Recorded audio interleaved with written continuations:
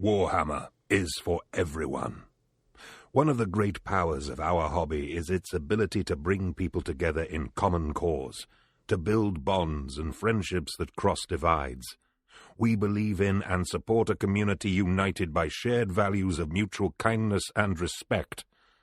Our fantasy settings are grim and dark, but that is not a reflection of who we are or how we feel the real world should be. We will never accept nor condone any form of prejudice, hatred, or abuse in our company or in the Warhammer hobby. We will continue to diversify the cast of characters we portray through miniatures, art, and storytelling, so everyone can find representation and heroes they can relate to. And if you feel the same way, wherever and whoever you are, we're glad you are part of the Warhammer community. If not, you will not be missed. Coming to you almost live from our well-isolated and 6-foot minimum distance desert studio in Rio Rancho, New Mexico. It's the Rolling Bad Podcast, episode number 92. It's June 7th, and I'm your host, Elric. Elric, oh my God, Elric, my stitches itch, God. And with me today is... Bill, no, I actually meant OCR Bone Reapers, not ogres. Costello. Sorry about that one. I sprung that one on you. Oh, boy. I want to send a big shout out to Toby Longworth for recording that statement from GW and giving it the impact that it deserves so well. And honestly, I think that's all we need to say about that. Yeah. Episode number 92. 8 to go before the big format change, and we actually get our together. I mean, get our stuff together. Right out of the gate. Bill. Wow. Right out of the gate. 30 seconds into the show, and I'm already having to bleep myself. Yeah. Yeah. We might have a format change before episode 100. We might have a producer change. Episode number 92, Bill. Yes. What are we going to talk about in this one? Let me see here. We're going to talk about the new stuff that's been coming out and some announcements from GW. Yep. In creation, we're going to talk about what we did, and I'm going to review the AK Interactive 3rd Generation paints real quick. Oh, okay. Yeah. And we don't have battle because we actually weren't able to get together this weekend. No. You did have surgery. Yeah. So it kind of, yeah. Very minor. Very, very minor. Yeah. Not Not like I had a limb replaced or something. Really? Oh. Felt like it. It looked like you had a new head. Oh, I don't know. Okay. Anyway. And then in the lore section, we're going to talk about some stuff we shot out to Twitter, a question we put out there and got some interesting response, at least one interesting response on, and some other things that are, kind of like a little hobby palooza thing. Yes. Or how to get started with this, that, and the other thing. So. Sounds good. All right.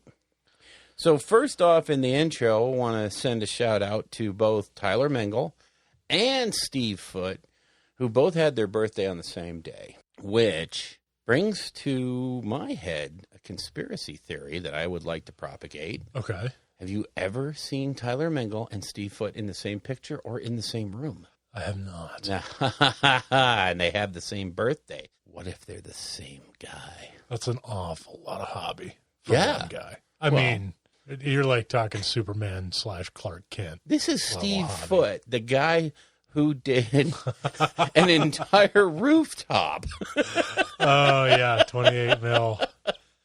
Yeah. I mean, would you put Mandalore. anything past those two? Or that is that bananas. guy? Just saying. Just saying. The seed's been planted. I'm just, just throwing stuff out there. So any other shout-outs for the intro? Anything else you want to? Not off the top of my head, no. Yeah, same here. All right, let's kick into the New Dawn stuff. Topping out the list is Cubicle 7 put out an adventure for Soulbound. It's a short thing. Have you read through it all? Yeah. Of course you have. So if I were to run it, you'd already know what's in it. I'd know everything, yeah. Awesome. Yeah.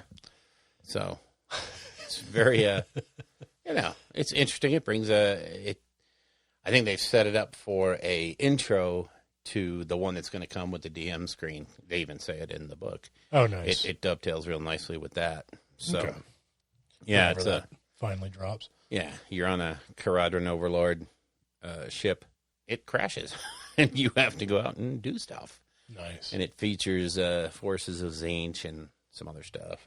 Yeah, it looks pretty interesting, and I think it'll help those people that were confused about how to set up, perhaps, encounters, or what things to attach to what type of skill checks. It'll guide you through all that stuff. What constitutes a lore check? What versus a nature check versus an arcana check? So it'll bring some of that stuff, make it a little more clear. So, right on. Yeah, I think it was a pretty good deal. Thank them for that. This week, I'm jumping around the list here, by the way. Oh, boy. Yeah. Okay. Sorry. We got notified this week. Well, the world got notified, not we. Blackout, I think it's Blackout 5 this year.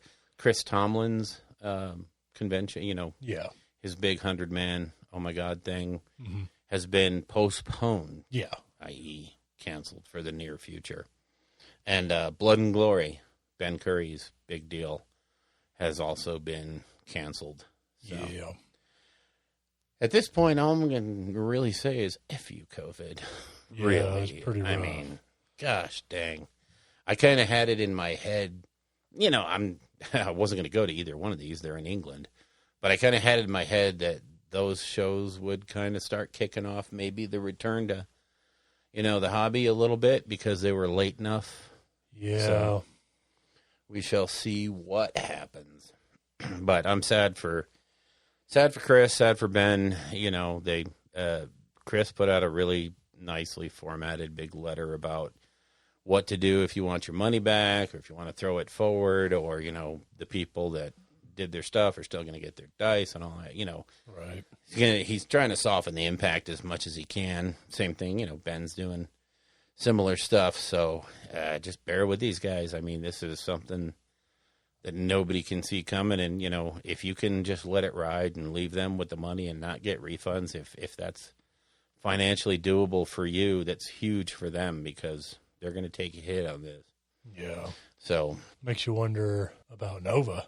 I'm waiting for that shoe to drop. I mean, I would have thought that by June, July timeframe, we'd have a really, a definite path forward as to what was going to be the new normal, if you will. But I'm sure that board is just going through a nightmare of trying to figure out what to do. Yeah. So, and now that it's the board in charge and not Mike, he's had to pull back. Obviously, he's working for GW now. Yeah. So, yeah, I don't envy those folks at all. Tough call to make. My whole thing is if you don't cancel it, if you have it anyway, how many people are really going to show up, and what are the restrictions going to be? I mean, Nova is wall to wall people. All of them are. Yeah, I mean, yeah, all the big shows are, and that's not going to be acceptable even in the next 3 months. Right. So, what do? Do you have it for a much more limited clientele? And then how do you dole out the tickets that were sold? Do you just say randomly every ticket that ends in 3, 5, and 7 can come, everybody else go away? I mean, I have no clue what you would do. Yeah. Yeah, it's a... Did we talk about how, I think Reese made an announcement that for LVO, the plane tickets were being sold for that weekend. However, they were offering 100% refunds. Yeah. If it turns out, or no, I'm sorry, not, or what? Yeah, I think it was plane tickets. He said something, you can get them really cheap right now. Yes. With a 100% guarantee of a refund. Yeah. So, and I can't remember if he also mentioned the hotel rooms going for that yet or not, but I don't know. Yeah, I'm pretty sure he talked about the plane tickets. That's a long ways off.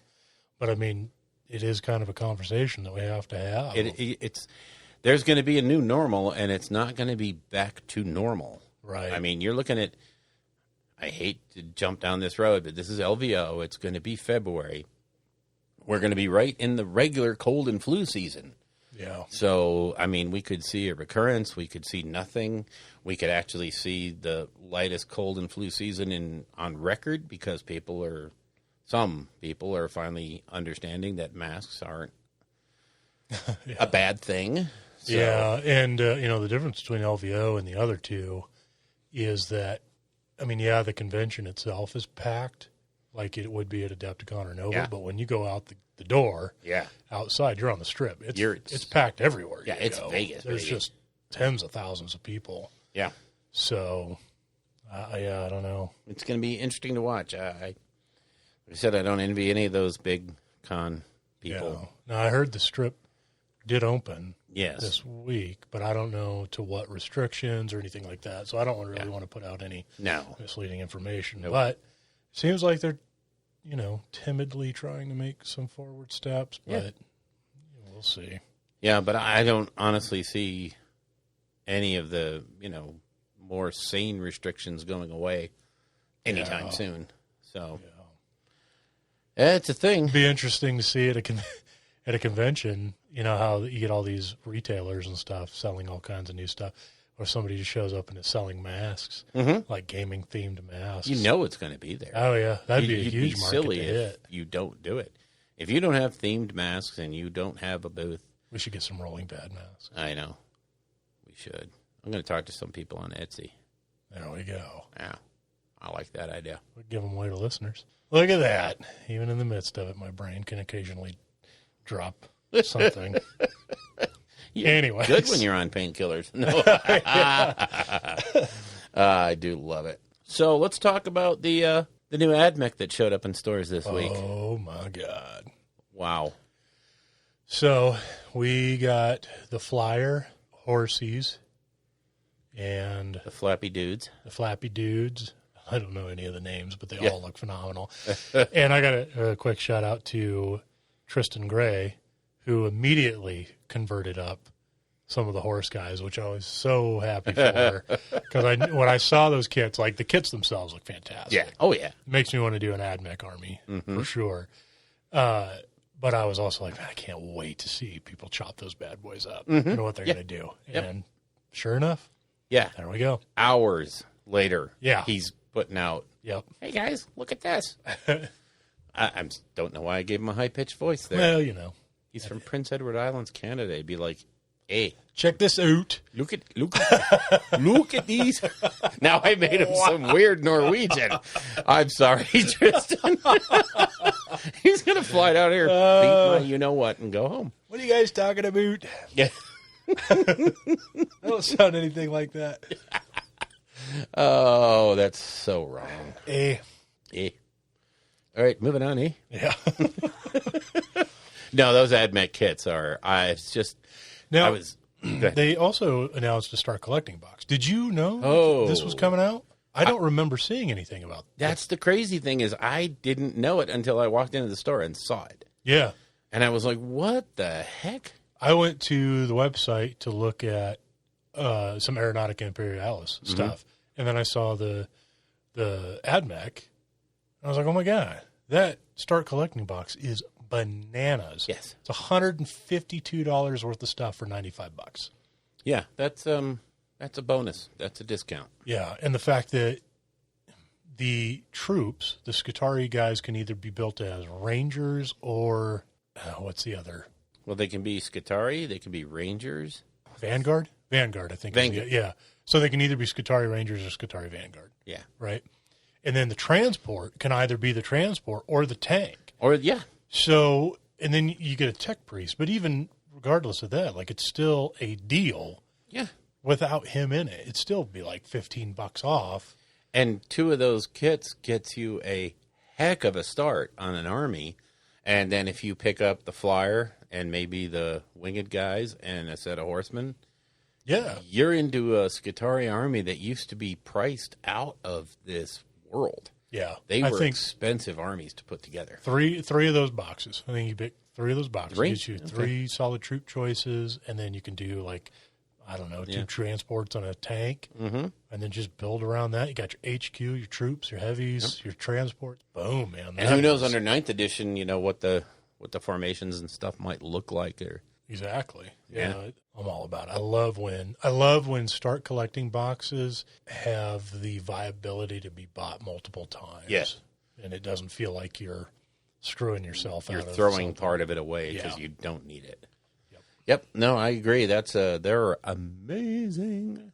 Middle-earth? For, this week's pre-orders, it's a very sore subject between me and my wife. Yeah. Because all of the Aeronautica Imperialis dropped. Yep. And, of course, they had the one-click bundle Yep. for, $329? But it's the whole Talos War campaign. So so they had, it was kind of weird. They had the 3 different one-click bundles, but there was some serious overlap within them, which I thought was weird. Yeah, you could either buy the, what's his name, Imperial Guard side, or the Tau side, or the just combined campaign. But it didn't come with all the extra planes and stuff. It just had the kits that were in the starter box. The combined one did. No, it's the... I'm pretty sure it's just the campaign stuff and then the cards, the dice. Yeah. But if you wanted and one each of the boxes of extra planes. But it doesn't come with the base game. So I had to buy that too. I looked before I clicked. Okay. Well, I have a funny feeling, Bill, that here in 2-3 weeks you're going to be like, I got a bunch of extra. Yeah. No? No, it all looks good. Okay. Yeah. Okay. So I'll take your word for it. Okay. Plus I'll be buying more each anyway. Yeah. Those Valkyries look amazing. Oh, God, they're so beautiful. Yep. Oh. And you combine that stuff with the stuff from the previous, with the destroyers and the marauders, and it's just going to look so gorgeous. Oh, that's going to be a table I want to play on. Yeah, especially when they take that and Adeptus Titanicus put it together in one solid game called Epic. Will they ever? Just do it. Just do it. Just do it. Do it. Do it. So, all the AI, the Taros campaign, the battlefield, the map, the dice cards, pilots, ace pilots, all that stuff is up for pre-order, along with the Middle-earth strategy battle game. Now, these cards that are coming out, it's Elves and Dwarves, Free Peoples, and Sauron and Isengard and Moria, I think is what it was. I thought this was just reprints. These are redos. Okay. So if you've already got them, because the first run sold out instantly. I didn't get them the first time. Because I thought I had an hour. Yeah, you're usually pretty on top of that stuff. Yeah. So which goes to show, man, the Middle-earth game is very popular, which is wild because it does not get the face time that I think it deserves. They give it one night a month on the stream. Yeah. Well, when it was normal, they have the Middle-earth takeover once or twice a month. Yeah. And yet, unfortunate. Everything that goes on with that game sells out. Mm-hmm. And I just, I don't understand, but whatever. You just need to do a demo of it already. Just learn the rules, see how we feel about the rules. Mm-hmm. Get her done. I'll build my undead, the Army of the Dead. We'll just break out the Pelennor field box. That's what I mean, the Army of the Dead. Because there's scenarios and stuff for that. So, but those are out. Now, next week's pre-orders, so these aren't up yet, but they'll be out by the time you hear this. The Zote is coming out for Blackstone Fortress. So if you want to ruin your life even more, you can get a Zote with all of his attendant markers and stuff. A Zote. Also coming out is the War of the Spider Psychic Awakening book. Yeah. The Fabius Bile model. Oh. Which I might buy just to burn. I'll show them. Yeah. Yeah. So what is in the War of the Spider book again, real quick? Oh, Bill. A moment while we... Let's consult the magic that is the internet. If I remember right, this is Inquisition, Death Guard, and Fabius Bile's specific group of Slaanesh. Okay, I'll fact check me. Fact check me live. I will fact check you live here. I hate editing when we do this because it's hard to pull all the stuff together correctly. So, all right, Zotes and Spiders. So what's in the Spider book? Psychic Awakening, what's good is 6 limbs, 8. Fabius Bile returns with an awesome model, which is every inch true to the iconic Clone Lord. And he's not alone. He's accompanied by a surgeon acolyte. Great. The pair is an excellent addition to Chaos Space Marine Army as they can improve their fellow heretics in battle. Titular character of the War of the Spider. He returns to the ruins of Acadia, hunted by the Death Guard and Imperial agents. Yeah. This would be too much for many people, but they don't call him the Spider for nothing.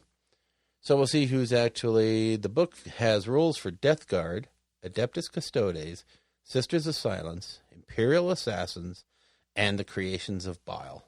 There you go. A new way of playing Chaos Space Marine. Interesting. Speculations? I hate Fabius Bile with every fiber of my existence. Yeah, same here. So, yeah. Mm-hmm. And since it's not Necron, I don't care. You think it's going to have rules for playing Primaris Marines that have turned? No. Okay. I don't think so. I don't think they're going to go down that road yet. I hope they just never do. I hope they don't, but I think they want to finish the rollout and the phasing out of the old Marines. Yeah, that's coming. Because that train is approaching the station at a light speed. Well, we called it. I mean, the moment you saw Primaris Marines, if you didn't think for a second that the old stuff's going to get phased out eventually, it's like, come on. And that's the thing is, they're not going to say it. They're not going to say it's time to put up your old toys. Yeah. But pretty soon they're just going to be so not in the same league with Primaris Marines that nobody's going to want to be there. Yeah.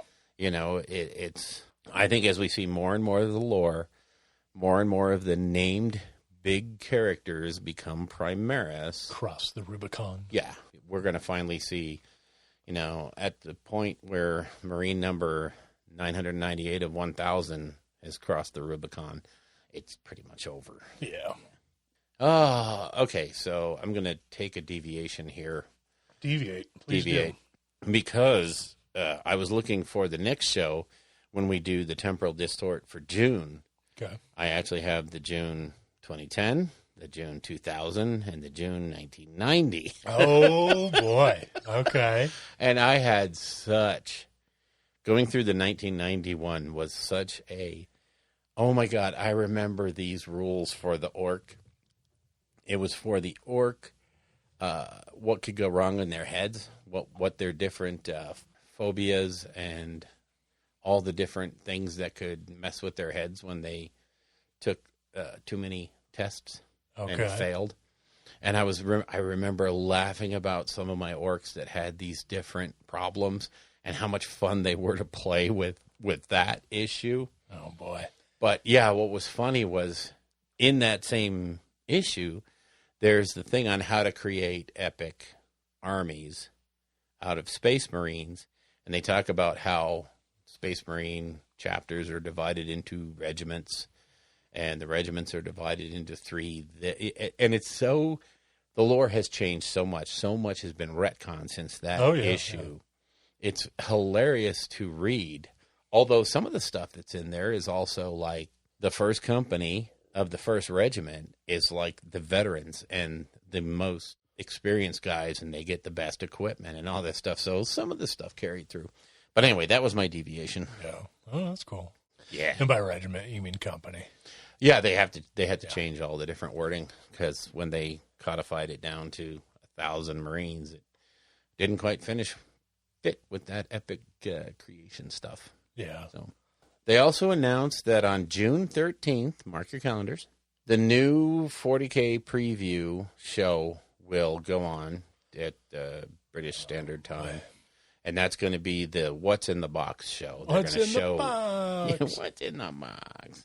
They're going to show what's in the Dark Imperium, whatever they call it now. Yeah. The starter box. So predictions? Hardcover rule book, or maybe if they get smart, a softcover rule book. That'd be nice. That would be better. I mean, I like hardcover, but soft is easier. At least 5 or 10 of the new Marines. Probably like 10 or 20 Necron warriors.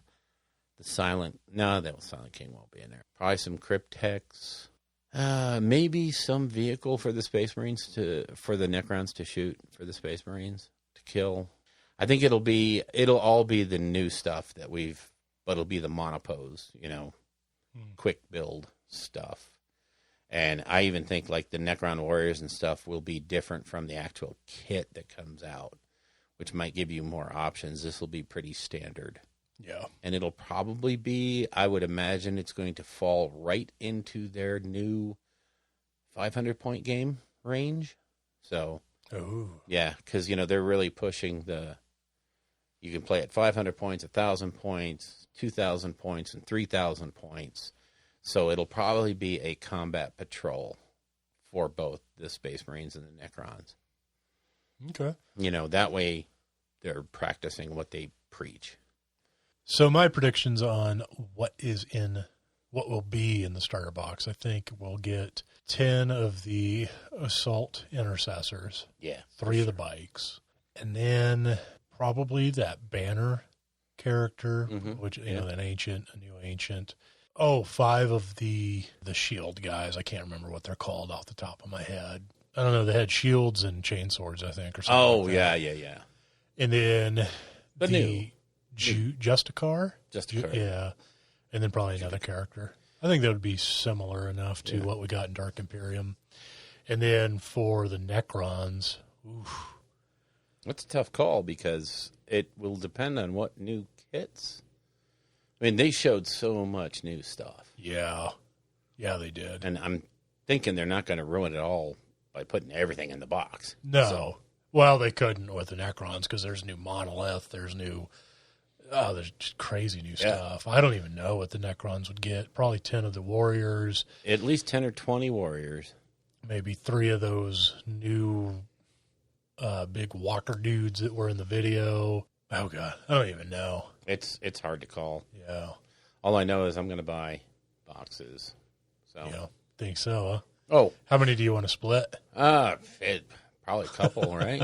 Yeah, I mean, if we get 2 each, or 1 each. Yeah, at least. I'm down for that. Yeah. I want Stims Marines. I wonder this time how long it's going to take for them to repack what's in the box. Because, the box is going to come probably with a lore book and probably the rule book, I would hope. Rulers, dice, markers. Standard. Yeah, who knows? There might box. even throw some terrain in there, too. Maybe. Judging from how they've been packing boxes lately and making the boxes bigger, I don't know. It's hard to judge, but it'll be interesting to see how long it will be before those kits will be available separately as not one piece, or easy to build. Well, we still don't have the Dark Imperium stuff available individually. Yeah, we do. Everything is out now. No, you can't get the characters. You sure? I don't think you can get the Ancient and the. Uh-oh. I feel ripped off now. Live fact-checking again. I'd rather fact-check live than be dead wrong, which we are a lot of the times anyway. I wonder if they will go that route of having the box be the easy build models and then the kits come out and be a little bit more posable or different options and what have you, or if they'll just put those sprues in the big box. Because it makes you wonder what that dual production stream is like. Although I know they love the easy-to-build kits because it makes the hobby a lot more approachable. I love them, too, because they're so much more affordable. Yeah, exactly. Especially in things like Primaris Marines, where you don't have to worry about the loadouts. Yeah, that much. Stuff like that. They're just kind of like bodies. They're just bodies you need to put on the table. Yeah, troops. So, scrolling through the Space Marine line, you cannot get those characters individually. Okay. My bad. I'm sorry. So that means the Ancient, Captain, and the Lieutenant you cannot get unless you buy. Now, there's other options for sure, but if you wanted like a Captain in Gravis armor, I think that's the only one. I could be wrong. And then they do make lots of other Lieutenant models for sure. But oh, yeah. I do, that the Ancient, the standard bearer guy is the only way you can get him is. Codex Primaris Lieutenant. Right? It's coming. It's coming. I know. Yeah. I mean, that question stands then. How long will it be before we see those models? Yeah, we got Shadow Spear quick. Yeah. As individual sets. So maybe it's the starter box they just don't like to... I don't know. It did take them for the Age of Sigmar side to get the long time. Stormcast and the corn stuff separate. Yep. Yeah. I mean, that was getting to the point where people were getting, come on. Well, yeah, because there's no way to get a Korgorath. No way to get a Korgorath, a Bloodstoker, a Bloodsecrator, the Lord Relictor. Mm-hmm. I mean, it's crazy. All that stuff was unique to the box for the longest time. Yep. I mean, it still technically is unique to the Start Collecting boxes. Yeah. So if you only want that one thing, you're still paying like $80, $95 or something like that. I think it just goes down to the sprue designs, how they have those sprues figured out. They're not able to split them off. I can't help but wonder, as they talk about how expensive it is to do these models, right? To design them and create the sprues and cast them and everything. Right. Right. So when it comes to something like, say, a Korgorath, and you have an easy to build version of it in the box, and they say like, well, it's kind of cost prohibitive to create it on its own in a multi-part or an additional multi-part kit, right? And it's like, okay, well, I feel you there. But then they do all these super limited edition runs I know. of all these Stormcast and Space Marines, the new sweet-looking Catachin, kernel and stuff. And it's like, well, how come I can't get a individual kit of a model that a lot of people would buy, but you can invest all that into these incredibly limited run models? Yeah. I don't, all I can think of is that they have a defined production flow. Things that interrupt it interrupt the whole production year cycle. I mean, I don't pretend to know, but yeah. Well, then why wouldn't you just say like, well, here's the Korgorath, right? And we're going to when we break this model up in CAD to design the sprues, we need two versions.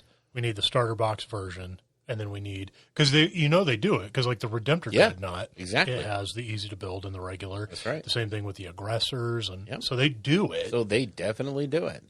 But I just, I go back to the whole thing of, I wonder, for instance, Korgorath, Bloodsecrator, all that stuff. How many people are in their heads before this stuff rolls out? They're thinking, how many people would pay to have that separately? And then you don't realize what the demand would be, so you basically table that idea for until the rollout is done. Sure. All of a sudden, there's a huge outcry for these things, and you're not prepared to do it. You don't have a space in the production cycle. So it's like a trip up on a calculated risk. Yeah, and it's just we made a bad call, and we can't rectify it right now without throwing the rest of our schedule into a tizzy. And you add that to the COVID closing and the fact that the production lines are just now coming back up to full. Reese was saying on his show the other day that they're not able to order as a major retailer. They're not able to order more than 5 of any item. Oh, geez. So, when I ordered, just before this all kicked off, I ordered 10 sets of drones. Oh, yeah. Tau drones. Telling me about that. Of course, they asked, do you want to cancel the order? We'll send you my bag. No, just whenever you get them, get them. I mean, it took them a while to get all of that stuff out. And I'm like, it's no big deal. I'm not blaming you guys. Right. So I can imagine. But again, that comes back to, like, that would be understandable, right? Like, we don't want to do this because it costs so much to do it. But then you turn around and you release these limited editions. Yeah. And that's stuff I think they know that they're going to hype it. It's going to sell. So there's not as much risk in that. Whereas a Korgorath, I don't know if everybody's going to want one that didn't buy the box set. Or are people going to want two? Now, it turns out that they're really good. Yeah, so people want like 5 or 6. Yeah, and so, and now on that point, okay, they want 5 and 6. Guess what that means? They're buying 5 starter boxes. Yeah. And that helps our line more than... Yeah, maybe so. I mean, I'm not trying to paint them as the bad guy. No, but they do have bills to pay, so... Well, and there's production realities, so... Okay. Yeah. I'm not pretending. No, you made me look like an idiot on the show. That's fine. Moving forward. Stormcaster, cool. Oh, my God. I paused long enough for you to dig that up. Whatever. What, did you want something else? I mean, I have any... He's not the Messiah. He's a very naughty boy. I mean, I could have given you anything. So, yeah, anyways, I'm very much looking forward to that I just want to see all the new Marine stuff. And the new Necron stuff. Like, I'm not a Necron player by any means, but they are a very cool looking army. Yep. Especially since they've kind of cultivated them into their own army as opposed to being like the Terminator, replica. They have a thing now. Yeah. And I was actually talking to Kirk yesterday about it, and he was saying how excited he is because he's in the same boat. Like, I don't want to do a Necron army, but I can appreciate the models and the way the warriors now look like these ancient machines that have been buried, and they have a lot of character to them as opposed to these like fresh off the assembly line guys. Kind of thing. And one thing that always bothered me about the warriors, more than any other kit in the Necron range, was they looked like they just ran off a production run. Yeah, and well, here's the thing though is. I think it makes sense both ways, right? Because they have the technology where as soon as they're air quotes dead, they instantly teleport back to this undisclosed location where we assume they're reassembled and sent right back out. So, I mean, it does kind of make sense that in some capacity you would have some of those that look like they're fresh off the assembly line, just like you would, in some of the books where they pop up out of the ground. But they lack that 65 million year old feeling. And I think they're recapturing that flavor in a big way. I mean, it really looks like the Necron line is going to get revamped top to bottom. Pretty much, just from the look of that leaked image. Haha. Just from... I don't think they're going to get the full Dark Eldar treatment. No. It looks like they're going to keep a few of the kits that came out in their 6th edition book release when they got like the big changes, the barge and the command barge and the Triarch stalkers and some of that cool looking, the Cruisant rolls. And that stuff will stay, which is cool. Hopefully. That's fine. That stuff looks awesome. But it looks very Necron-y. Yeah, definitely. And it gives them character, which is something that Necrons really lacked before, and which was fine because that was kind of their shtick. Yeah, was that other than the handful of Catan. Yeah, everybody else is just a mindless. They were just mindless, and it's the Catan looking to put the essence of them back into human forms, etc. Now they've moved it to where, like, these leaders have their different sects, and they all have their different goals. Like the end goal of Necrons in general is to get out of those bodies and get back into mortal forms. That's the total end game. Yeah, but they're all going about it different ways and stuff, which is a lot more interesting. And I think as they bring back the Silent King, I think you'll start to see this whole de-emphasis on Imhotep, the Stormlord, and Xerath, and all the other ones that are... Yeah. And they'll fall more in line, like, as a faction with a whole big goal. And, the Silent King is back. Yeah, I think you might actually see that with a lot of the factions in 40K. Well, as we're reaching kind of like this boiling point.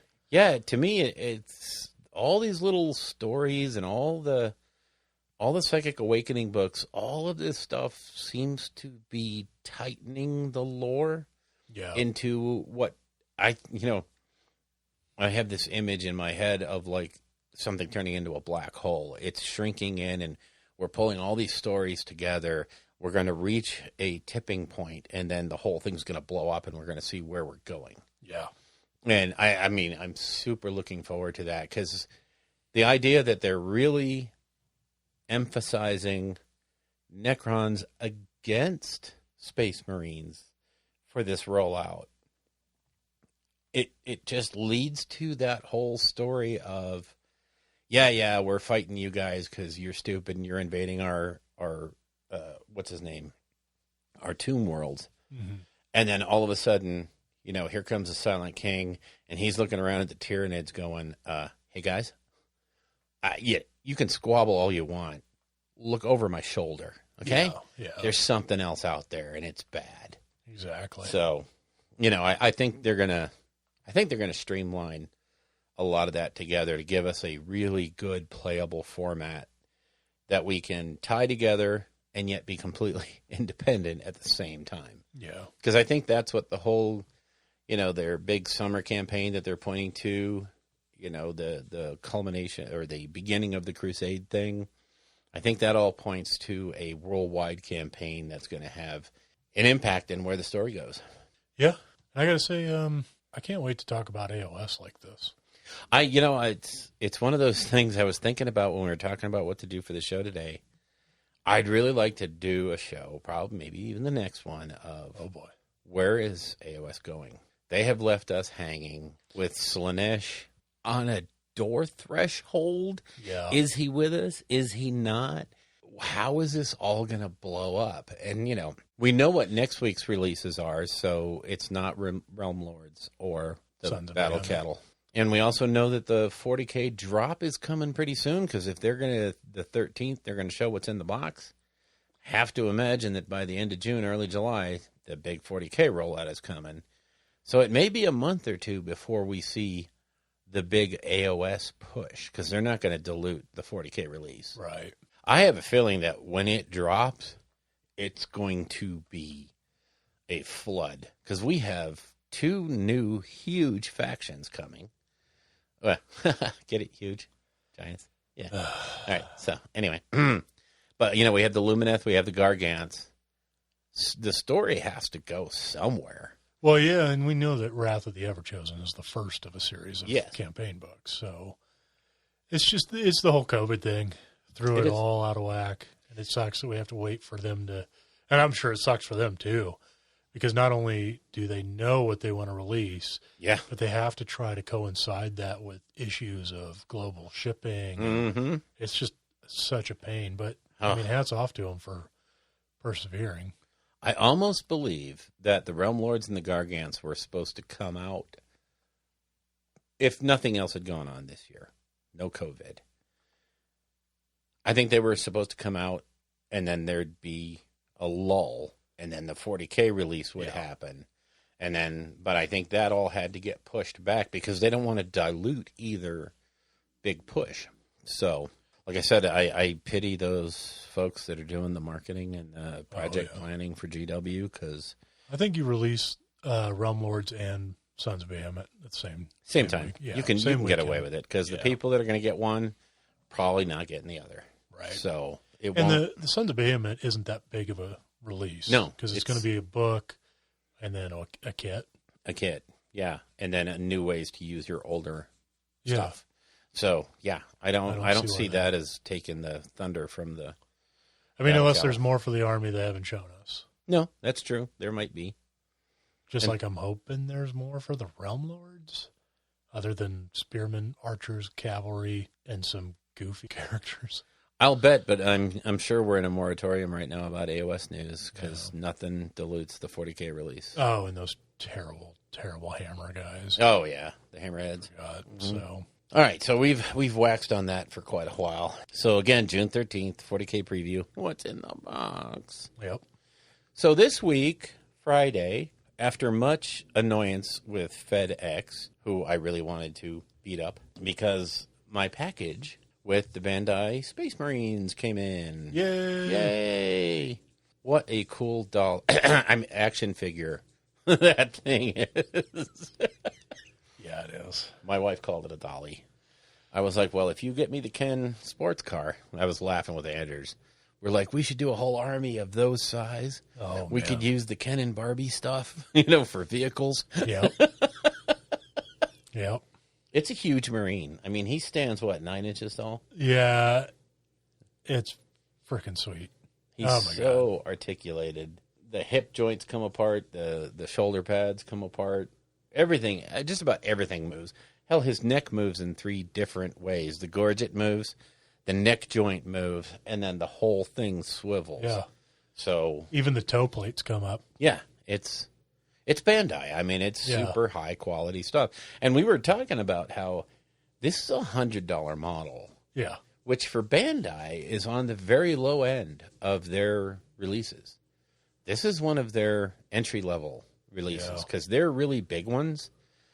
Some of their really big figures go in the $495 range, and that's without the options. You then buy the weapon options and what have you. Yeah. So, I mean, they get way out there. I can just imagine what they're going to do. Now they've got that whole deal with McFarlane to make the Necron Warrior and the Primaris Marine. Yep. So, Wonder if they're going to do any more Funko Pops. I don't know. I hope so. Yeah. I would imagine they probably would have announced them already. Or the it little hadn't. Chibis. Chibis, yeah. Yeah, those were cool too. There's another run of those probably coming. Maybe. We'll see. Can't wait till we see a licensing show again. I'll bet you that first licensing show is going to be like, we're dedicating today to the licensing team. Here's all the new stuff. Yeah. Because, I mean, we've seen announcements for games. What's his name? RTS game for... There's an Age of Sigmar RTS game. So, yeah, I mean, we've seen an RTS game announced for Age of Sigmar. There's the AOS MMO game on mobile. Yep. That seems to be... They're putting out more and more info. Yeah.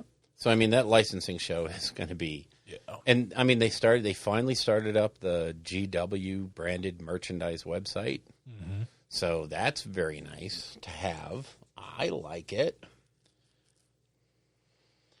Oh, boy. What else? Oh, how about Black Library? How about Black Library? Aren't they cool?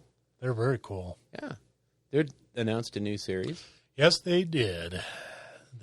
So similar to their horror series, they are releasing a crime series. Yes. Which sounds very cool. It's kind of, seems to be detective work and things like that in the grimdark setting. So I would imagine kind of like Dresden Files. But, something like that. 40K. Yeah, and it gives me that whole Eisenhorn feeling again. It's going to be the gritty day-to-day life in the Imperium. It's not Dante fighting, Imhotep the Stormlord. It's Joe who has to figure out who murdered these three people. And, oh, by the way, it was a chaos cult, and now everything's going downhill. Yep. So, yeah, I think I'm really looking forward to that series just to get that grittiness of day-to-day life in the Imperium. And, I like a good crime drama that's good, and judging from the authors, are going to be good. So. Yeah, the authors definitely seem to be pretty excited about it. So yeah. So in honor of that, we're going to start giving away books again? Yep. So our Black Library giveaway. Yes, we're going to start that the next show. Yep. But I have a reasonably good sized bag over here with some novels in it and some other giveaways for listeners, and our part-time host and buddy up in Durango, Ryan, has said he's got some stuff he's going to send our way. Yep. So, yeah. Now, do we want to keep it to AOS books again? Because that's what it originally was in an attempt to keep the foster AOS. the AOS. I think we should be a little bit more inclusive. Let's do everything, but, let people... We'll figure out a way to have a contest of some sort and let people enter based on what they would like to see, be it 40K or Necromunda or AOS, hopefully. So, okay. Yeah, I think we should have a couple of different categories. Maybe we'll do like a trivia contest. Sure. Something weird. I don't know. We'll figure something out. But yeah, we've got a good stock of stuff to give away. All right, so are we ready to move on? I think we got all the new stuff. Yeah! Look what I have created! I have made fire! I have made fire! So Tom Hanks decided to bring in our creation setup for us. Yeah. What a great guy. Good looking out, Tom. Yeah, thanks, man. Creation, you want to go first? You want me to go first? Yeah, I'll go first. All right, I have sir. not been building models. I have been painting. Dun, dun, dun. Yeah. Very nice. So I have been painting a Randall's army, just plowing through it. Oh. Yeah. Oh. I thought you had real creation. Yeah, I'm sorry. I know. Nobody wants to hear about that knuckleheads army being painted. But yeah, I've just been painting that stuff, and I'm now, if anybody remembers, what broke me last time Great sword. was the old metal great swords, which is what I'm painting again now. Oh, I God. stripped them. You haven't thrown those away? No, I stripped them, reprimed them, and I'm repainting them in this new scheme. Christ, I will buy you the new ones if you'll let me melt them down. Just send him a little block of lead. Yeah. No, so I don't remember if I talked about this or if I asked you this before. Do you have any experience painting contrast on metal models? No, none. Zero. See, I've asked a few people this, and I haven't been able to get a yes. out of it. So here's Shouldn't matter because it's going to be based on the primer. right. You say that. Right. Okay. Here's what my first-hand experience has been. Okay. So just priming them with the contrast primer with Wraithbone has been tricky, because the primer doesn't seem to want to stick to them as well as the plastics. Yeah, it's typical metal. So when I'm sitting there painting them, I can still see metallic sheen in some of the spots. Yeah. So, okay, well, I'm not going to reprime them, whatever. I'm just going to go over it. And then I've noticed as I put the contrast paint on them, it seems to absorb the paint and like almost drink it in. Wow. So I have to use a lot more contrast paint, which is weird because a little bit of contrast goes a long way on the plastic. Yeah. Whereas it does not do that on this. So it's made it more tedious and time consuming to paint them. However, I think it has a much cooler look. Oh, good. So I've been doing, because the technique I'm using is like putting down basilicanum gray as like a steel look. And on the plastic ones, it works. Mm-hmm. It looks more like of a matte silver. There's no metallic there's no metallic pigment Right. in the paint, so it doesn't have shine, but it looks enough like metal, steel, that it works. And then what I'll do is I'll put Agarose dunes. Agarose dunes. Put Agarose dunes over that, and it kind of gives it this goldish look, but it's a very flat, earthy gold. It's not like if shiny, bright. Yeah, it's not like Liberator gold out of the pot, and which is fine. I like that a lot more. It's easier to paint for sure than it is trying to paint that god awful metallic paint. Randall said he actually liked the look better. Oh, nice. But on the metallic, on these greatswords, these old greatswords, when I paint the basilicanum gray because they actually have like chainmail in the plates and stuff like that, as opposed to air quotes newer plastic models are like 15 years old. But because I swear, man, it's like the primer drinks it in. It reacts differently. It makes it look that much more like metal. Wow. Yeah, and it's I think it's a really cool effect as long as I do it right. The property of the contrast is still there in that you can tear it. You know how they say, like, you can tear it. So it's easy to kind of monkey that up a little bit. So if you're patient, I think it has a much cooler look on these metal ones. They're more tedious to paint, and that's because of the way the paint is like seeping into the model. It's hard to explain. Yeah. And then also they're just more detailed, way more detailed models. But I think once I'm done with them, man, I think they're really going to pop, and they're definitely going to stand out over the plastic ones. Nice. So it's not threatening to break me. It just like it was with it was something about painting that much freaking Retributor gold on those models. Just it hurts after a while. Yeah.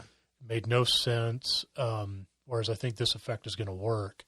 It's just going to take probably as much time to paint these 10 metal ones as the other 30 plastic. Sure. But it doesn't feel as daunting. Yeah. It's not annoying you every time you pick up a brush. Right. Yeah. That's a good thing. I still want to get through it. So yeah, that's where I've been with it. And I'm just trying to use it as motivation in the back of my head to get through it so that I can, because I want to paint my Iron Jaws. I did that one test model. Yeah. I like it. It still has issues because I tried to paint it real quick. Yeah. And I want to do it again with some patience. Yeah. And I think it's going to turn out real well. Nice. So, yeah, that's just what I've been up to. Getting that monkey off your back. Nice. Yep. Getting that little Ewok off my back. I was trying to be nice. At least I call him a monkey. Don't ever be nice to Rand. Good Lord. Oh, okay. So, for me, I finished up the Hammerhead and got it primed. That thing was actually kind of fun to magnetize and everything else. So, enjoyed the heck out of that. Oh, you magnetized the rail cannon and the ion cannon? The rail cannon, the ion cannon, and then the extra turret for the to make it into a sky ray. Oh, yeah. Okay. So it can be either a hammerhead or a sky ray, and a hammerhead with either weapon.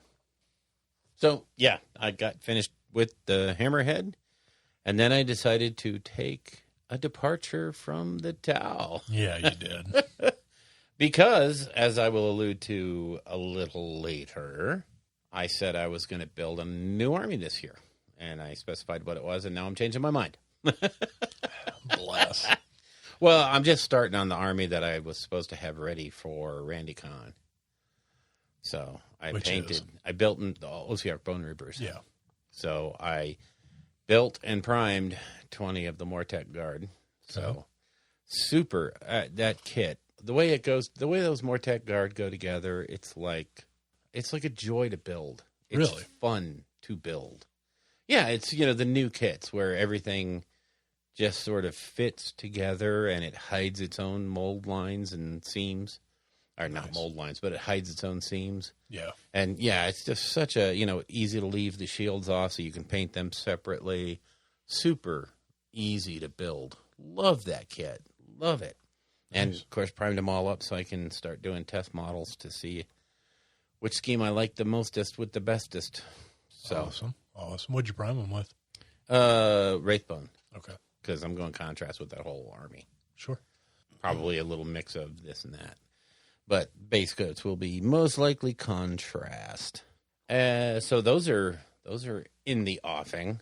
I did have two crazy things happen this week. Early in the week, and in fact, I think it was last week, I got the June asset drop box. Okay. I'm sorry, scratch that. I got the May asset drop box. Okay.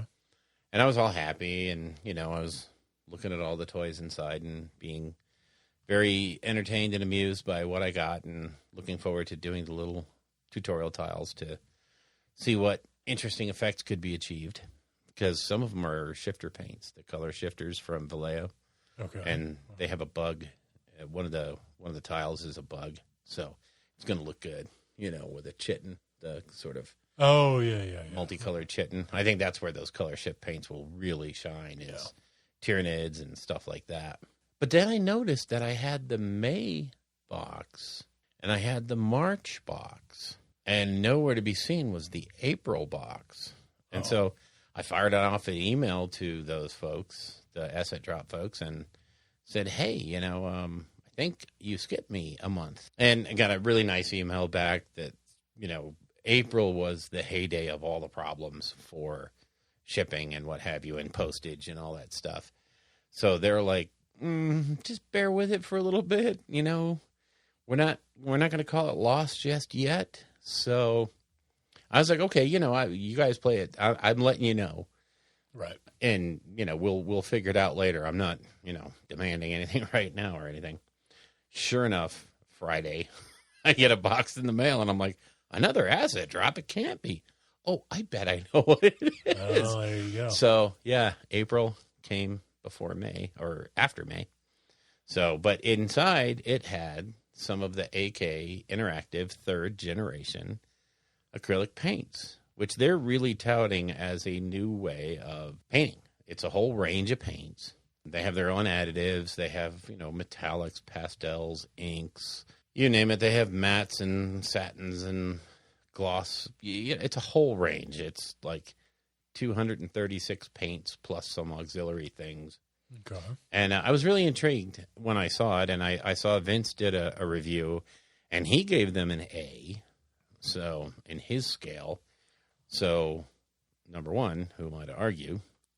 Number two, I had to try them out. So I tried them out with the tutorial tile, and, well, you saw the results, with just 3 colors, green, orange. Well, actually, I added the green, orange, a burnt orange, a light orange, and a peach.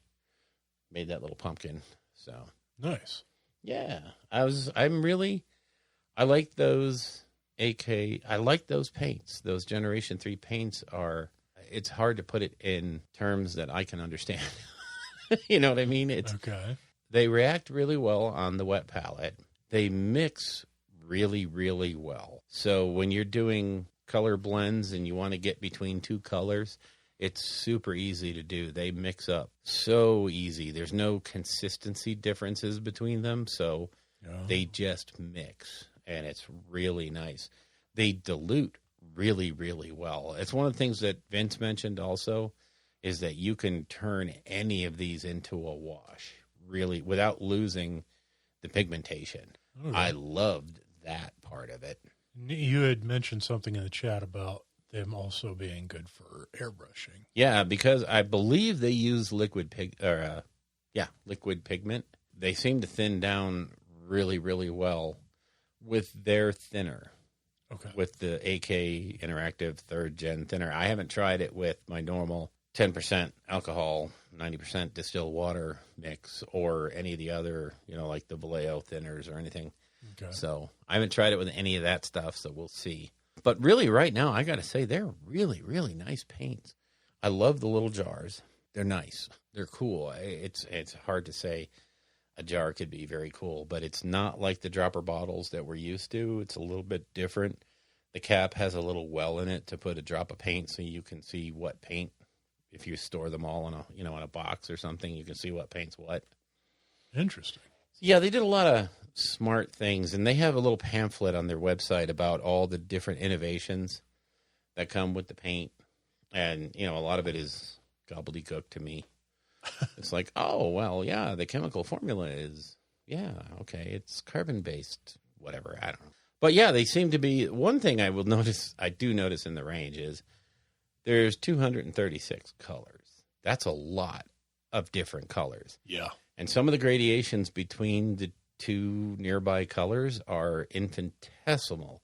You could mix that with a super small drop of white or brown or, you could make that other intermediary color so easily. This is one of those ranges where I think if you got the base reds, the base blues, the base greens, the base cyans, yellows, and magentas, you could make anything in the range. So there's a lot of paint in the range that's super easily makeable on your own. But they have a metallic additive, so you can make almost any of them a metallic. So it's a good range. I'm very excited to start playing around with it and see what I can do with it. Awesome. So much so that I actually ordered the whole range. I wish. Actually, they have a really cool, like if you order from AK over there in Europe land. Yeah. Euroland, the place where they use euros. Sure. You can, for 560 of those euros, which I think is like 98 cents or $700. It's one of the two. I don't convert well.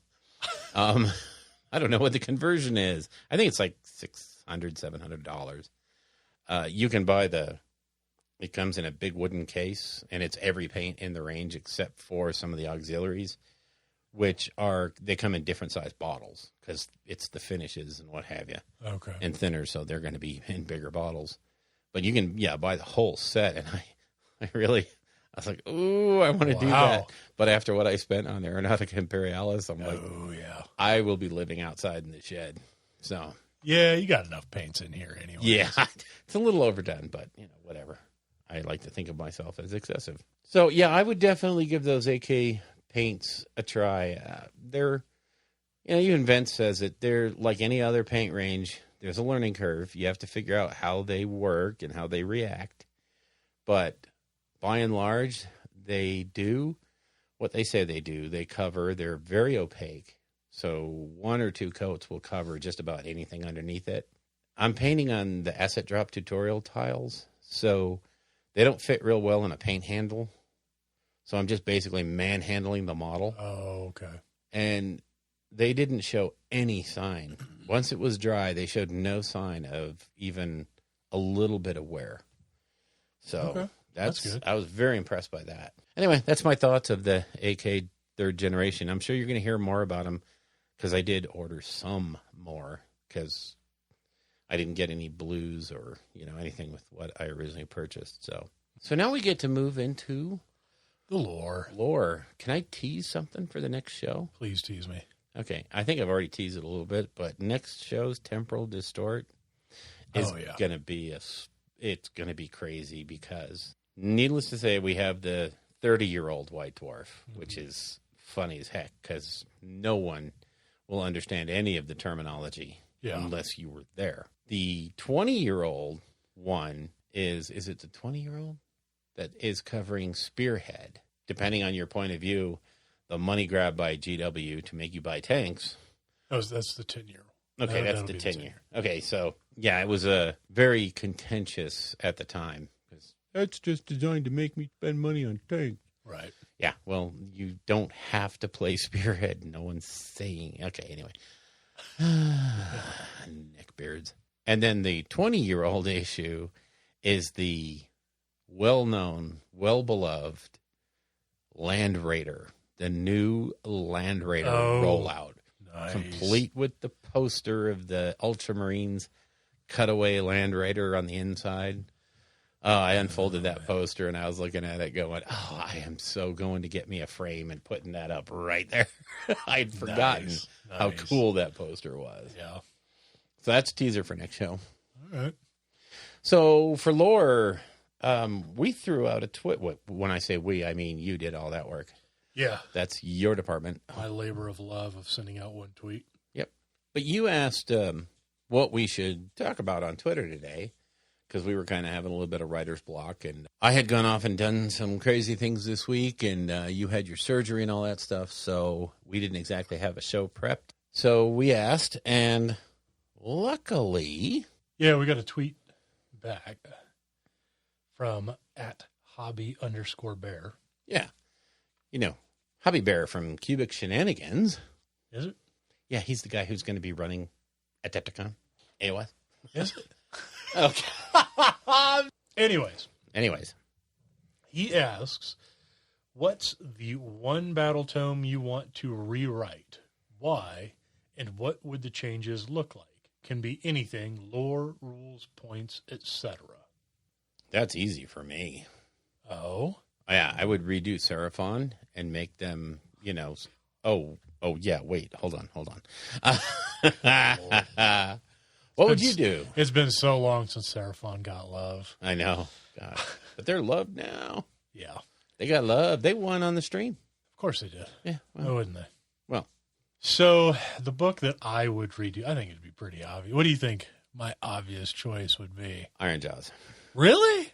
The Auric Warclans book? Yeah, because to me, I would say the Gloomspite Gets would be absolutely. the one. It's Gloomspite. Okay. Yeah. All right. No, I'm very happy with the Auric Warclans. Okay. I was going to say, I thought you just might want to rewrite, but no. No, I think it's in a pretty solid place. Yeah. No, it'd be Gloomspite Gets for sure.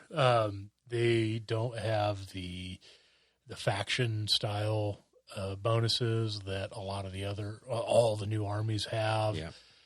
Which is weird because they're newer than Daughters. Yeah. But they didn't get it. The book itself just lacks any real coherency as far as and synergy. Yeah, synergies is what it needs. It's like 4 different armies wrapped into one book. Yeah, just under one book. Well. So, yeah, it would be Gloomspite in a big way. God, in a big way. I think I would give them some kind of overarching leader character model. That's what Skagrod's supposed to be. Yeah. But actually make that to where if he's in the army, then he can say everybody belongs to this keyword, or something like that. Or, just rewrite it from the ground up and say all of these things have the Gloomspite keyword so we can all work together. And well, they do already. The thing is the benefits that individual units put out target Spider Fang and Moon Clan and stuff. Get rid of that and just change it all to Gloomspite. Yeah, that would be huge. Yeah. So that you could actually run a mixed Spider Grot army. Yeah. Or, with some trolls and some squigs. And for sure. And, you still have choices to make. You still have point limits. It's not going to be... Right. I think they erred on the side of caution with that one again and erred a little too much. Well, they moved in a new direction, and you can see it with like the old KO book, the Daughters book, the Ideneth Deepkin, where there's individual factions that give you bonuses that you don't spend points on. Mm-hmm. But in those older books, they're kind of moderate bonuses. They're real low-key bonuses. Yeah. And then as we got into the newer stuff, like Osiark Bone Reapers and Zinch and stuff like that, some of the bonuses that those factions give are just ridiculous. So the fact that Gloomspite just got completely skipped on all that is just it's a bit rough, you know. Yeah, and then it's terrain sad. piece, they have this awesome, huge, amazing terrain piece that affects 2 units in a book that has, I don't know, like 40, 50 different units. It only affects stabas and shootas to bring them back. And then their army ability with the Bad Moon is good. It has some great bonuses, but it's so unreliable. Yeah. You know, and you can try to take like Skagrot to manipulate it a little bit, but again, it doesn't come into play until the second turn. Yeah, and no one else's feature does that. Yeah. And it's not like it's so over the top that there should be some randomness into it. Yeah. It's what everybody else gets, but with reasonable certainty. You get with, Right. and I understand they're trying to portray the randomness and the craziness that is Gloomspite gets. Yeah. But I don't know. when you kind of over a lot of that. Yeah, and when you make it randomness. into the play experience, Yeah. it you know, you could have a perfect storm, everything goes right, and you wipe the table with your opponent, and then the very next game everything could go wrong and you're not even a player in the game. I mean, we kind of saw that with our little meeting engagement. Yeah, the moon had no effect on the game. Yeah, I think it did 1 mortal wound to a unit that had no effect on the game anyways because it came in at the very end. Too late, yeah. So, I mean, it's just, random is okay, and having those kind of effects is fun, but not to where your play experience is going to be dictated by a die roll. So, yeah, I would agree with that for the most part. So, yeah, Gloomspite. So now what do we want it to look like? I would say take all the leaders and make them multifunctional to where they each have their thing. You know, some guys buff up the combat, some guys buff up the spells, some guys are just good utility people to have bounding around the field. Mm-hmm. And then the loon boss is the guy that ties it all together. Okay. And then for units and all that stuff, I mean, you have the selection of units. You have cavalry. You have dragoons. You have foot infantry. And you have infantry that can either move completely across the board or nowhere. So I would say a big thing is for all their randomness, put in there a mechanic, maybe tied to the moon, who knows, but put in a mechanic that will allow you to eliminate that randomness. So maybe if the moon is, I don't know, maybe even use a destiny dice kind of thing and say, basically, these are my movement dice, and I can roll 12 of them and put them aside. And then when I roll my movement dice, I can replace one of them with one from my pool or something like that. Yeah, well, I mean, that really only affects the squig. I think what I would like to see is something more akin to Auric Warclans. So if you want to do it, you know, the Spiderfang tribe is their own thing. The Trog herd is their own thing. The Squigs are their own thing, and Moonclan are their own thing. You could do it like it is for Ironjaws and Bone Splitters, where they can be built as their own singular armies and have benefits for that. Or, like they have for the Big Wah in Auric Warclans, you could do something similar like that in Gloomspite. So it's like the Gloomspite Horde or something like that. And that frees up, that adds a lot more synergy. It may make you sacrifice a little bit of what makes your specific thing. Like, okay, maybe spiders don't poison quite as well, or maybe squigs, their movement isn't quite as reliable as if you made a pure squig army. But it does allow like a web spinner shaman to be able to give some kind of a buff to my squigs. Yeah. Or something like that. Yeah. Like it is or maybe not in that specific model to model context, but like it is in the Auric Warclans, where the Great Wog just affects the army as a whole, regardless of keyword. Yep. So everybody's getting these bonuses, you know, for various reasons. Yeah. I think that would be perfect. And then also to add, well, I think that right there would be perfect because Auric Warclans does, if you play pure Ironjaws, you get benefits. You play pure Bone Splitters, you get benefits. And then on top of that, you can also pick, you know, Blood Toofs or the Suns or whatever. So, yeah, something like that might be kind of cool.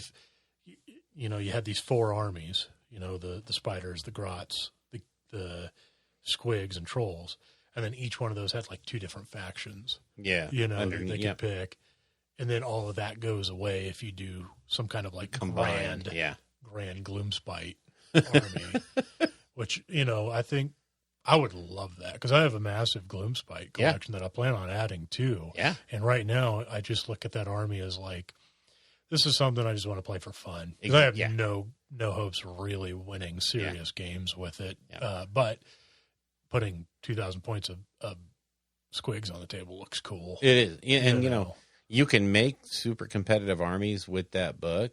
The problem is they all look exactly the same. Yeah, it's 6 wizards throwing endless spells, and that's getting weaker and weaker as we see. Yeah, that's getting... Seraphon have their own Seraphon will just steal them from you. Yeah, and then Tzeentch will Cities just of go, Sigmar. whatever. Yeah, Tzeentch is... Cities will eat them. Yeah. So, yeah, it's... their mechanic, their one clear path mechanic is kind of...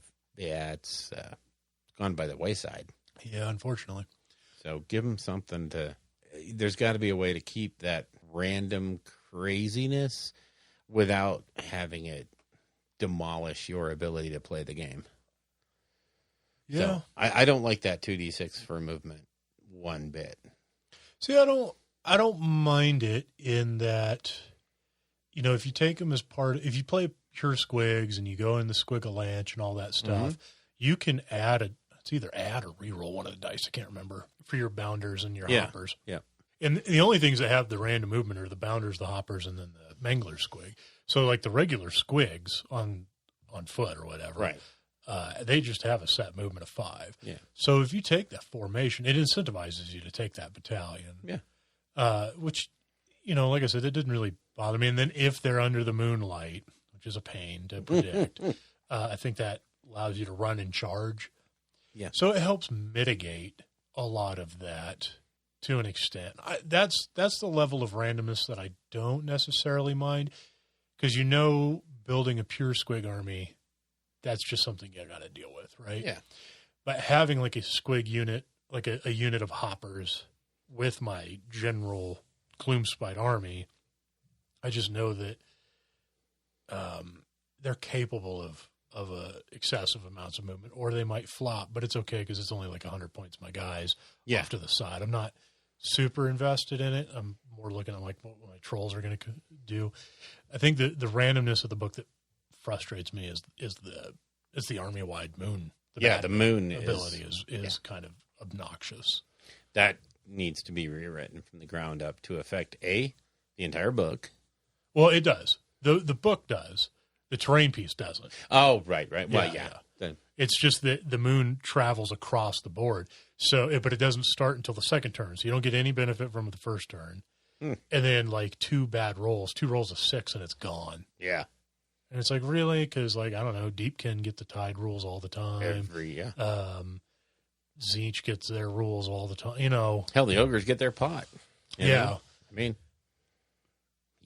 well, yeah, the ogres get their ability, the crazy charge dice abilities and all these other things, where as Gloomspite, you may never get those benefits. Right. Because the moon moves to a portion of the board where you don't have any models. You're just not there. Yeah.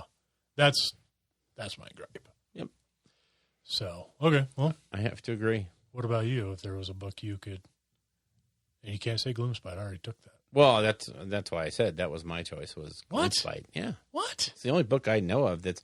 Now, the other book I was thinking of that needs to be redone is Stormcast Eternals. Oh, well, I didn't think you were going to say that. So, well, yeah, as much as I have a love-hate with the Stormcast, I would much rather see them be good and be effective in the game than see them languishing off in the sidelines while everybody else takes the center stage. Right now, all the chaos is having its day in the sun, and the Stormcast are in the back there going, stop, don't. Yeah. So good thing we're immortal. Yeah. Because this hurts. Because otherwise, I'd be really mad at you. Yeah. So. Okay, well, what would you rewrite then? I think from the ground up. Yeah. And I don't mean that any of it is bad what I think we've seen 3 chambers now, and every time a chamber has opened, it has become the thing to have. Yep. And what came before is Trash. useless. Yep. You know, I don't care what you say, a Liberator is not a thing you want to take anymore. Remember Hunters? They You guys have, remember Hunters? they have Hunters? Yeah. Really? I didn't know that. Okay. You don't remember? I remember some guys with bows from the beginner box. Were they Hunters? No, Oh. the guys that came out with the Oh, Paladors. the Vanguard Hunters? Vanguard Hunters, yeah. Oh, I have some boxes of those, yeah. Right? Yeah. Yeah, exactly. You almost never see them on the table. Right. And I think that's the 2 things that probably need to be redone on that book is, one, you make chambers like what the sub-factions are now, Yes. where you don't pay points for them. Because Right. I think there's still formations that you buy, right? No, they're not. No. They're not. No, not anymore. Not after this last book. Yeah. So, okay, maybe streamline that a little bit more. But really, the glaring issue of Stormcast, and I really only see it getting worse if they open another chamber with a bunch more models. Mm-hmm. The internal balance of that book is garbage. Yeah. There's no reason to take some of the early models because just point for point, they don't deliver anymore. Yeah. And that's a problem because I love the Paladins. I love the look of the Liberators even.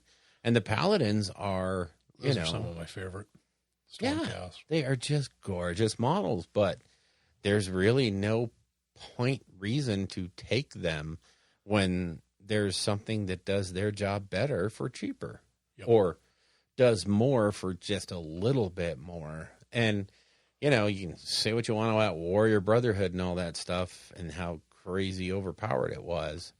But these days, in this system that we have now, War Bros would be like, oh, isn't that cute? He brought Warrior Brotherhood. Okay, he was gone in turn 2. But, yeah, I mean, it was really neat to see that, though.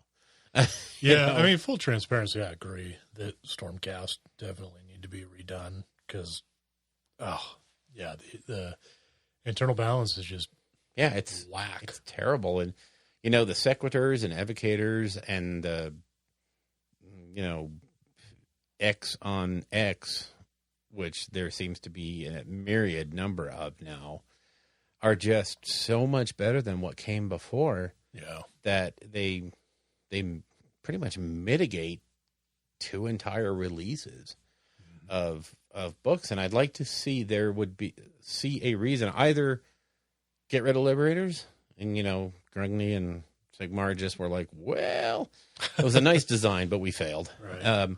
or you know give a reason, make them either cheaper or give them an ability that makes them something, you know, make them like the Mortek Guard, you know, give them a shield wall thing, you know, only Liberators have. But, you know, by God, if you stand... You mean like Sequitors? Yeah. See what make them Sequitors? That's, exactly. Yeah, you see what I mean? There's no reason for them right now. And, you know, give them something that makes them cool again. Give the Knight Azeros. Well, actually, he's still pretty cool. But, you know, give those original Adjudicators something to shoot for. You see what I did there? You see what I did there? That was cool. Okay, anyway. He's not the Messiah. He's a very naughty boy. Stormcast are cool. Oh, my God. Can't believe I keep waiting for you to drop that. I know. Thank you. So I agree with you, but that is not the choice that I thought you would make. I thought you would pick Night Haunt. Really? Yeah. I don't see anything glaringly bad with the Night Haunt book. Really? No, not really. Okay. I mean, there's a few. One of the things that stands out to me about the Night Haunt book is there's like 3 one-wound battle line troop units that all do a version of the same thing with just slightly different wording on their one little ability. You know, like Chain Rasps do this, whereas the Harridans do this, whereas the... And I mean, I think there could be a little bit more differentiation between the units. But honestly, I think Night Haunt is still reasonably playable. I still enjoy playing them, even though I'm building an OBR army. But, you know, I mean, that game we played the other day reminded me how much fun they can be. I would hate to see that army get changed to the point to where they got overpowered a little bit. Although some of their abilities could use some revamping, and some of the War Scrolls could use a touch here and there. Like the Dreadscythe Harridans. I don't see much of a reason for them, and yet other people swear that is the best foot troop unit, and they're like, I won't use chain gas, or the chain rasp hordes, because they're of no value. I will just take Harridans. And I'm like, okay, I don't see but it's just play styles, I think, that comes down to hurting what's in that, as opposed to it's not a good book. Fair enough. And honestly, I think of the books that need love, and I'm approaching this from the ones, not so much what I would like to see as what I think the game needs as it goes forward. I think the only release of the latest incarnation that was bad was Gloomspite. And I think the one that needs the most love is the Stormcast. Yeah.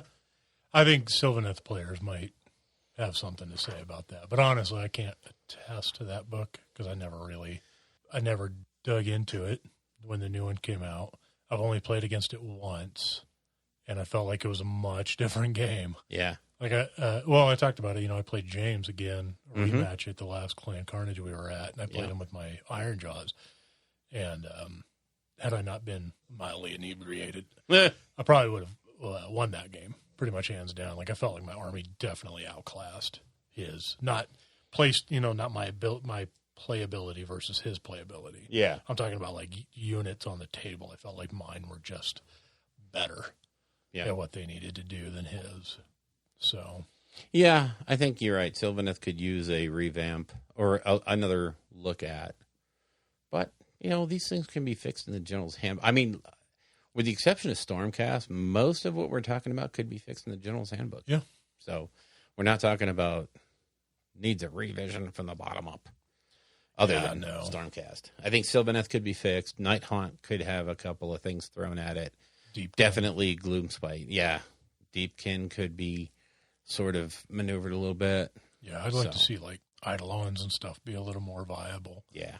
And not feel like you're pigeonholed into just keep taking eels. Yeah. And I don't want eels to be priced out. They're just so expensive to put on the table. That, eels are the new Kurnoth hunters. Yeah. Of their day. Yeah, they were for a while. I think now now that you have like Bone Reapers and stuff, ogres and stuff like that. It's everything moves. Yeah. I think eels are good. It's just I want the other stuff in the book to kind of to come up and be in line with that. So need you to have to make choices. Yeah, not just right. That's choices. Yeah.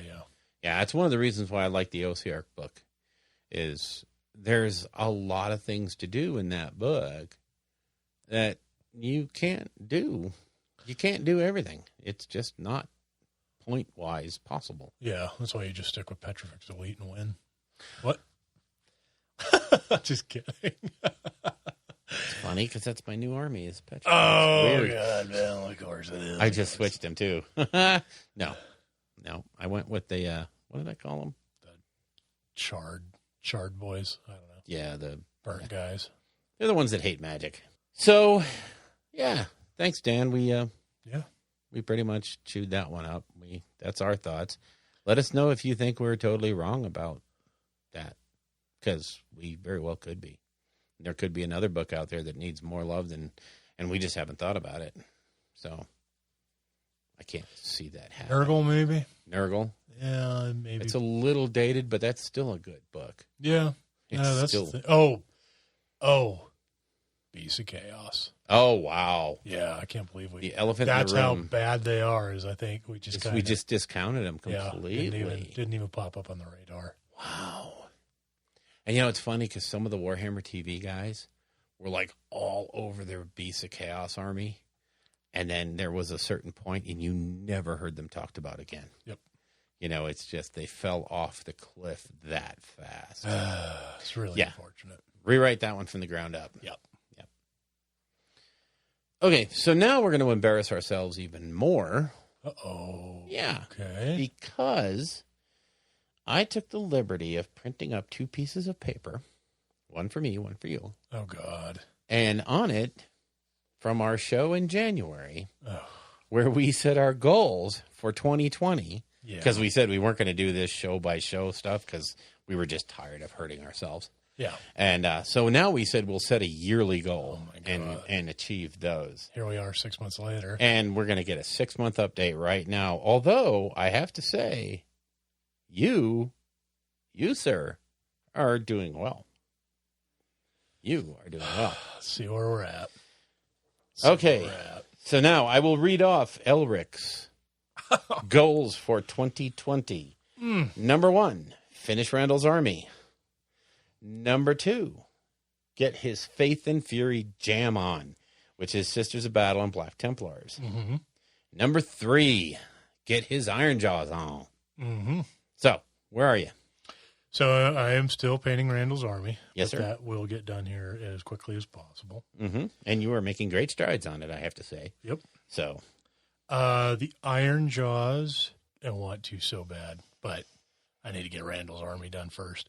But as soon as, I'm telling you, as soon as the last brush stroke is done on Randall's army, oh yeah, I'm grabbing. You're grabbing your Iron Jaws. Mm-hmm. And as far as my Faith and Fury with the Sisters and Templars, dear friend of the show, Zach, who does the Happenstance Wargaming channel on YouTube, Bat Reps, has agreed to assemble all of it for me so that I can start painting it after the Iron Jaws are done. So you're pretty much knocking it out. Yeah, to some degree, I've managed to stay on. The only thing that this doesn't have that I spent a tremendous amount of time on was 40K Orcs. Yeah. Which I did not see in my future in January. But we knew that was coming. I mean, and then they talked about Gaskell, and I was all in. Yeah, exactly. So, all righty, Billiam. Okay, it's my turn to. Here's. Oh God. Oh, Bill, this does not bode well for you at all. Wow. Top of the list. Let's start kind. LVO. Yes. And now I'm assuming this was preparing yourself to run the narrative event. Yeah, preparing the new narrative. Was an absolute hit. Yeah. And as far as that goes, I have revamped the caravans. I have done all the paperwork stuff that I wanted to do. Now it's a question of I need to build some more terrain because they want me to expand the size of it. Sure. And I can understand that. And I have to print out some new cards, and I have some new thoughts for a better way to handle the caravan sales in between games so that people aren't waiting on me all the time. You know, I make it a little bit more self-service, I think. So just to help improve the flow and, you know. Streamline it a little. Yeah. Oh, God. And then it goes downhill quick. Ogre Army? That's a misprint. Is it? Yeah, where it says OGOR, the GO was supposed to be a B. So it's actually OBR. That's a hell of a typo, Bill. I built the ogres, and I painted some of them. I mean, some of them are painted, but... Yeah, you jumped ship hard. Hard, buddy. This is the best. This one is the best. This next one. 2,000 points of salamanders. Yeah. Where's that crickets? Oh, buddy. As we all sat in anticipation. Oh, yeah, just more crickets. Keep it going. I couldn't make it stop. Make it stop. As you floundered between, I want to do Blood Angels. No, it's got to be salamanders. Oh, I want to do Raven Guard. Oh, no, it's got to be Blood Angels. And then it was none of them. Okay, in my defense. Oh, let's hear it. That is also a misprint. Okay. Oh, Jesus. Where it says 2,000 points of salamanders, what it should have said was 2,000 points of Seraphon. You didn't do Seraphon. You're not buying that either. I mean, if you had tried to say Tau, I mean, you at least got some Tau built. Yeah, a lot of Tau built. I have like 4,000 points of Tau built. What? Yeah. Really? Already? Yeah. Well, convert it over to the battle points. It'll be a couple hundred. Really? Yeah. You surpassed me that quickly. Well, the Riptide did a chunk of that. And the Hammerhead, too. Those can't be worth more than... I'll have to total it up. Yeah, because I was at like 128 last week. Yeah, and I was like down in the 40s. Well, yeah, at that time you only had like the Pathfinders and some crisis suits, I think. Yeah. You had just started. So, And finally, and this is the only thing on here that other than LVO, this is hobby-wise, Night Haunt finished 2K. yeah, I've got 2K Painted. So, Okay. Well, I know you got 1,000 points because you put it on the table against me for our meeting engagement. And I have to say, I think your Night Haunt is your best looking army. yeah, I really enjoy seeing that army on the table. So it's fun. Mm-hmm. And then you were just talking earlier today when I got over here, your last little bits, some character models and stuff that you wanted to add. I have to do the Guardian of Souls and the 2 Dreadblade Heroes. The Knight. And there were some Spirit Hosts in there. Yeah, there's 3. I need 3 more Spirit Hosts to have the unit of 6. Although I'm thinking about saying to heck with it and building another 20 Chain Rasp Hordes. Now, I couldn't take them as units of 20 in our game, but you really want to have them more than 10 so you can get the reroll. Oh, you definitely want to spend. But the way I split those guys up, I needed them in 2 different groups. But I think I need 20 more. Oh, but yeah, I mean, I utterly failed on 2. I'm exactly where I want to be on 1, and I'm all right on the 4th one. You definitely did better. Have done better so far. I will give you that. Well, I really didn't think that would happen. Really didn't think that would happen. Oh, well, you know. Now, for the show, we had some goals that are hilarious. Do we really want to out ourselves like this? No. Okay. Well, we could. We were going to talk about Middle-earth strategy battle game more. That hasn't happened yet. Right. But it might. More specialist game content. We've done that a little bit with Blackstone Fortress and Aeronautica Imperialis and stuff. Yeah, I think we've done pretty well with that. Really, the only ones Warcry was last year. Yeah. We didn't do anything with Underworlds. I mean, really, I guess the only ones we didn't touch on was Necromunda and Adeptus Titanicus. Yeah. Okay. I mean, that's not bad. I think, we checked that one. Yeah, pretty decently. Live show on Twitch, not likely to happen anytime soon. Yeah, no.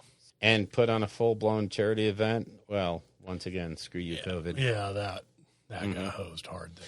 Yeah, that's out of our control. Although, I mean, we hadn't planned much on it, but we had some ideas in the thought process about how to bring that off.